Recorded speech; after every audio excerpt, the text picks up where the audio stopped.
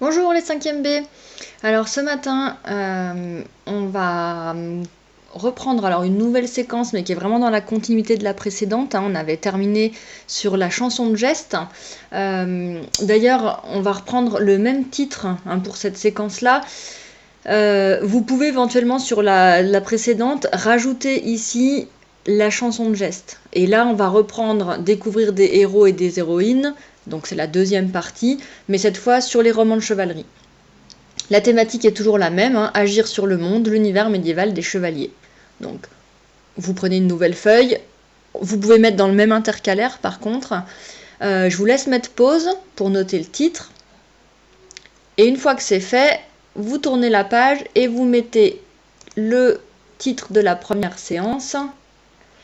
Alors, on va travailler essentiellement sur des extraits de Lancelot ou le Chevalier de la Charrette, qui est une œuvre de Chrétien de Troyes. Alors je referai un petit peu le point là-dessus.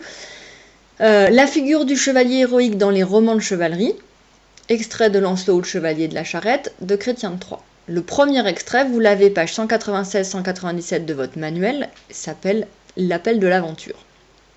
Et c'est celui qu'on va voir dans la première séance. Donc je vous laisse le temps de noter ça, vous mettez pause. Et puis on reprend, je vais resituer un petit peu ce contexte-là. Donc Chrétien de Troyes, c'est un auteur du Moyen-Âge. Et Lancelot ou le Chevalier de la Charrette, c'est un peu le premier roman français, en tout cas qu'on a retrouvé.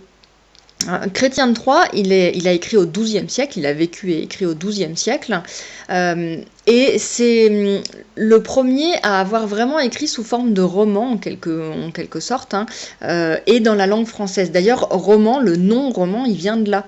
En fait, il écrivait en langue romane. Vous avez dû travailler en histoire et peut-être en art plastique si vous avez travaillé un petit peu sur les monuments. Mais quand on parle de l'art roman ou de la période romane, on parle des églises romanes que vous avez peut-être pu voir en vacances, c'est pas trop le cas chez nous, mais c'est cette période justement médiévale. Et donc Chrétien de Troyes écrivait en langue romane, et en fait c'est le premier à écrire vraiment en prose des histoires comme ça, des histoires de chevaliers. On a vu que dans les chansons de geste, par exemple la chanson de Roland, c'est pas en prose, c'est-à-dire que c'est en vers, c'est versifié un petit peu comme de la poésie. Chrétien de Troyes, lui, il écrit en paragraphe, normalement, comme un texte qu'on écrirait aujourd'hui comme vos rédactions, par exemple. Et il écrit en langue romane, et c'est de là qu'est venu le nom de roman. C'est pour ça qu'on appelle ça un roman quand on lit quelque chose, un récit écrit en prose, on appelle ça un roman, mais ça vient de la langue romane au départ. Et ça vient essentiellement de ces histoires racontées par Chrétien de Troyes. Alors, on travaille toujours sur la valorisation du héros dans les textes médiévaux et ici principalement donc dans les romans. On va voir que Chrétien de Troyes, il a écrit beaucoup de romans. En tout cas, il nous en reste beaucoup. Il en a sans doute écrit encore plus. Et en fait, dans chaque roman, il parlait d'un chevalier en particulier. Alors ces chevaliers sont les chevaliers de la cour du roi Arthur. Donc c'est des noms que vous connaissez, c'est Gauvin, Lancelot, Perceval, etc. Alors il y en a peut-être pas mal qui les connaissent plus par Camelot que par les romans de Chrétien de Troyes, mais c'est bien la même histoire. Tous les chevaliers du roi Arthur, on en entend énormément parler parce que ça a été beaucoup repris. Les romans que vous avez lus, il y en a qui ont lu Yvain le Chevalier au Lion, qui est un roman de Chrétien de Troyes, écrit au Moyen-Âge, alors qui était adapté dans la version que vous avez lue. Et puis il y en a qui ont lu Le Roi Arthur, qui était une réécriture justement de ces histoires de chevaliers du roi Arthur. C'est très connu parce que ça a été énormément repris. Il y a beaucoup d'auteurs qui se sont inspirés de ces histoires-là. Et comme on l'avait vu avec le récit d'aventure, plus une histoire est reprise, plus ça montre sa valeur en quelque sorte, c'est-à-dire que beaucoup de gens la connaissent, c'est une référence commune dans la culture, et on reprend cette histoire-là parce qu'elle est tellement intéressante qu'elle peut être racontée plusieurs fois de différentes façons. C'est le cas avec toutes les histoires des chevaliers du roi Arthur. Ça fait vraiment partie de la culture commune et ça mélange un petit peu l'histoire et la fable, c'est-à-dire que c'est vraiment inspiré de faits historiques. Ces chevaliers, la cour du roi Arthur, etc. Ce sont de vrais personnages historiques, et en même temps, dans les histoires qu'on raconte, et déjà dans les romans de Chrétien de Troyes, on romance, on invente beaucoup de choses. Donc c'est un mélange entre la réalité et la fiction.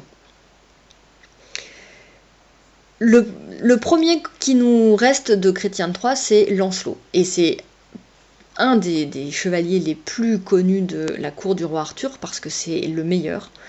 Et puis il y a une histoire très particulière. On va commencer à le voir un petit peu, mais ceux qui ont lu le roi Arthur, vous avez ça en tête.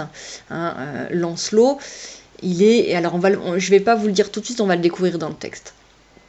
Donc vous avez noté ce titre et on va voir. Alors vous allez noter la première petite explication sur les romans de Chrétien de Troyes que je viens de vous donner. Donc Chrétien de Troyes est l'auteur le plus connu du Moyen-Âge pour ses romans de chevalerie. Dans chaque roman, il célèbre un chevalier en particulier, ici c'est Lancelot, comme cela était fait dans les chansons de geste, par exemple la chanson de Roland, où on nous parle essentiellement du chevalier Roland. Ces textes sont en revanche écrits en prose, donc en paragraphes normaux, à la différence de la chanson de geste. C'est pour ça que j'ai séparé dans les deux séquences. Donc vous mettez pause, vous notez ces quelques lignes, et ensuite vous reprenez dans votre manuel, alors je vais le mettre ici, donc c'est page 196-197. Premier extrait. Alors, petite chose déjà à voir ici, au Moyen-Âge, dans les romans de chevalerie, les héros traversent des épreuves difficiles pour montrer aussi bien leur courage physique que leur valeur morale. Parce qu'on sait très bien que pour faire un bon chevalier, il faut du courage, de la force, il faut savoir se battre, très bien, mais il faut aussi être fidèle au Seigneur envers lequel on s'est engagé, il faut vouloir aider les autres, avoir des valeurs morales. Petit encart ici sur Chrétien de Troyes, vous allez reprendre, ça reprend ce que je vous ai déjà expliqué. On va prendre cet extrait-là, je vais vous le lire, vous suivez en même temps sur votre manuel ou ici sur l'écran, mais ça risque d'être un petit peu petit, pour resituer un petit peu l'histoire. Le chevalier Gauvin est parti à la recherche de la reine Guenièvre, épouse du roi Arthur qui a été enlevée. Sur sa route, il fait la connaissance d'un chevalier qui est promené sur une charrette de supplicié et dont on ignore encore le nom.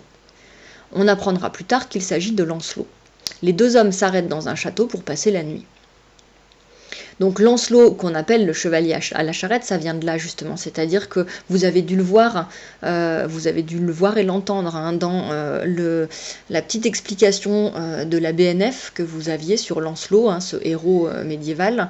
Il s'appelle comme ça justement parce qu'il a pas hésité pour pouvoir rentrer dans une ville où il ne pouvait pas rentrer, il n'a pas hésité à se promener sur la charrette des suppliciés, c'est-à-dire les condamnés. Et donc c'est l'infamie, c'est la honte, c'est-à-dire qu'on les promenait sur cette charrette justement pour montrer qu'ils avaient mal agi et qu'ils avaient été condamnés, et lui il a accepté de faire ce trajet-là sur la charrette des suppliciés alors qu'il n'était pas condamné, mais parce que ça lui permettait justement d'accomplir sa mission, et donc montrer aussi sa valeur morale de chevalier. Le lendemain matin, au lever du jour, la demoiselle de la tour, qui leur avait fait préparer une messe, les fit réveiller et se lever. Quand on eut chanté la messe, le chevalier mélancolique, celui qui s'était assis sur la charrette, donc Lancelot, vint aux fenêtres donnant sur la prairie, et il regarda en bas vers les prés. À la fenêtre voisine s'était installée la jeune fille du château, et monseigneur Gauvin s'était entretenu avec elle un bon moment, dans un coin, de je ne sais quoi. Je ne sais vraiment pas le sujet de leur conversation. Alors, petite parenthèse, ici on voit que ce « je », c'est l'auteur, c'est celui qui raconte, donc c'est Chrétien de Troyes, qui raconte cette histoire des chevaliers, et qui intervient dans son récit pour donner son avis, pour montrer lors d'un combat comme il est épaté, un peu comme on l'avait vu dans la chanson de Roland. C'est une façon aussi de valoriser les héros. Ici, c'est une parenthèse pour montrer que Gauvin est un petit peu loin et qu'il ne sait pas de quoi il a bien pu parler. Mais ils étaient restés appuyés à la fenêtre pendant un certain temps, quand ils virent en bas par les prés, le long de la rivière, emporter une bière.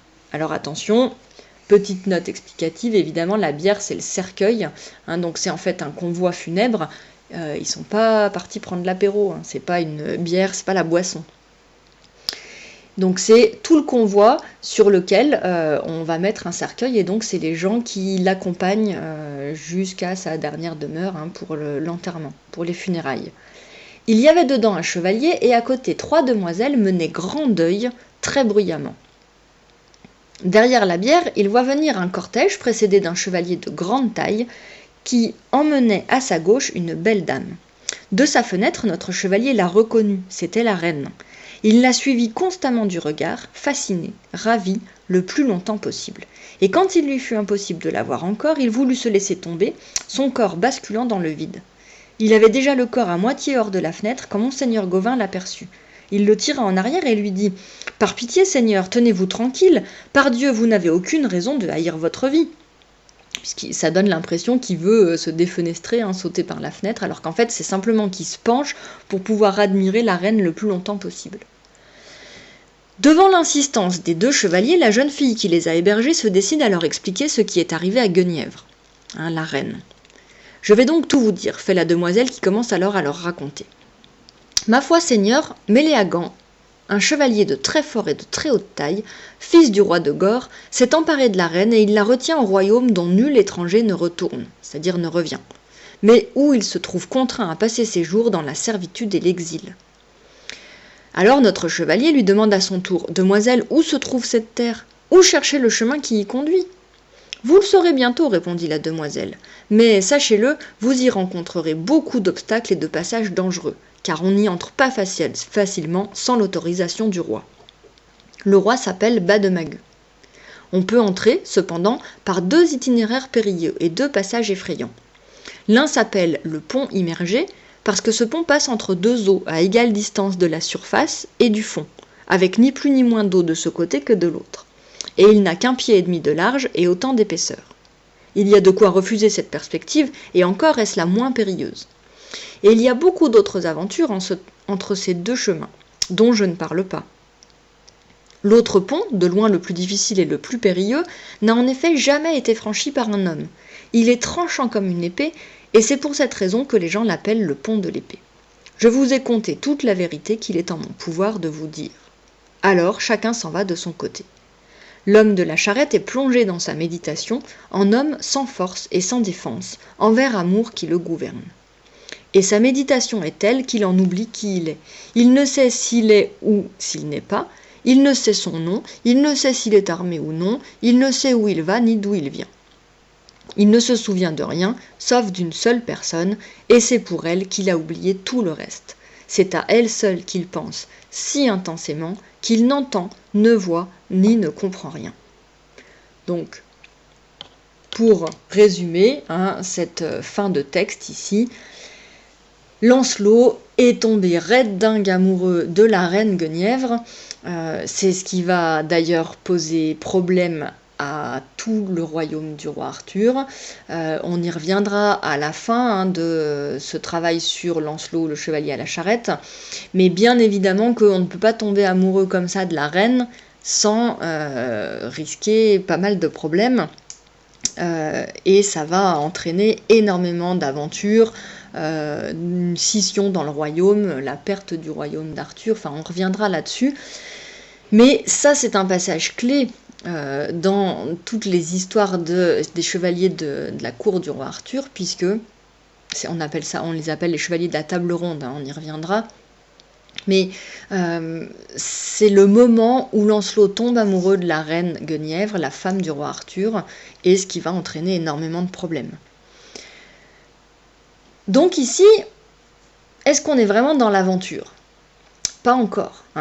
Lancelot et Gauvin se sont retrouvés et vont partir à la recherche de la reine Guenièvre. Ils l'ont vu passer, donc ils ont compris que celui qui l'accompagnait était bien Méléagant, ce grand chevalier très fort, mais exilé, hein, une sorte de chevalier noir, c'est-à-dire qu'il sert un roi qui est un personnage négatif, et donc il a enlevé la reine pour le compte de ce roi, qui est retenu captive, donc dans le royaume de Badmagu, et un royaume dont on ne revient pas, c'est-à-dire que certains chevaliers ont réussi à y pénétrer, mais on n'a plus de nouvelles d'eux. Donc c'est une mission particulièrement périlleuse, hein, dangereuse, d'autant plus que l'objectif est dangereux. Alors il est essentiel puisque c'est le roi Arthur qui leur a confié cette mission de ramener la reine, mais à la fois le royaume est difficile à atteindre, le chevalier qui tient la reine captive est réputé imbattable, mais en plus, pour arriver jusque-là, il va évidemment y avoir énormément de péripéties. Donc cet extrait-là, fondateur, puisque c'est le moment où Lancelot tombe amoureux de la reine Guenièvre. Pour autant, ce que je vous disais, on n'est pas encore vraiment dans l'aventure, mais ça se profile. Alors pour le moment, vous allez noter la suite. Alors vous rajoutez ce que je vous disais, ce qu'on a vu ensemble. Le héros Lancelot du Lac, vous l'avez lu, vous avez écouté l'explication là avec cette expo de la Bibliothèque nationale de France. Donc vous pouvez rajouter ça. Puis vous sautez une ligne, l'appel de l'aventure. Dans cet extrait, il n'y a pas d'action à proprement parler, mais il se passe malgré tout quelque chose d'important pour la suite de l'histoire. Lancelot aperçoit la reine Guenièvre, dont il tombe amoureux. Mais c'est la femme du roi Arthur. Et leur hôtesse, celle qui les a accueillis, les renseigne sur sa captivité, la captivité de la reine Guenièvre. Donc c'est elle qui va leur donner les informations importantes, essentielles, qui vont leur permettre de tout tenter pour aller délivrer la reine. On est vraiment dans le schéma hyper classique du roman de chevalerie, et même presque du conte de fées. Il faut aller délivrer la reine captive.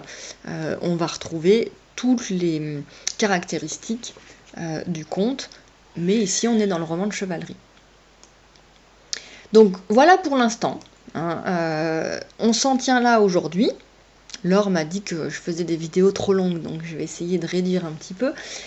Vous notez ça, et puis pour la prochaine fois, si vous avez envie de vous avancer, vous pouvez lire l'extrait suivant, qui est justement le pont de l'épée. Mais on le reprendra ensemble vendredi. Voilà, il est sur 2 pages aussi, cet extrait, il y a la fin ici. Mais pour le moment, on s'en tient à ce premier extrait, vous avez noté le cours, et puis on reprendra ça plus en détail, la suite plus en détail vendredi. Bonne journée à tous!